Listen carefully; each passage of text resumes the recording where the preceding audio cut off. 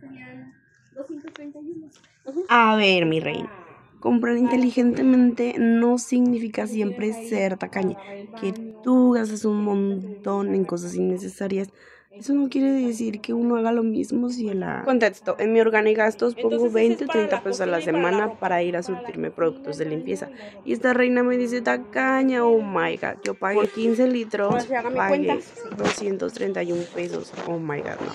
Y no crean que es cloro, pinol, suavizante del chafa, no, es del bueno, del que te dura, del que pasas y te deja el olorcito rico. Son 126. Ajá. Más 45 de fabuloso. Ajá. 26 de la grasa. Ajá. Y 30 de la bomba. ¿Y el cloro? Medio de cloro. Ajá. 41 serían 231.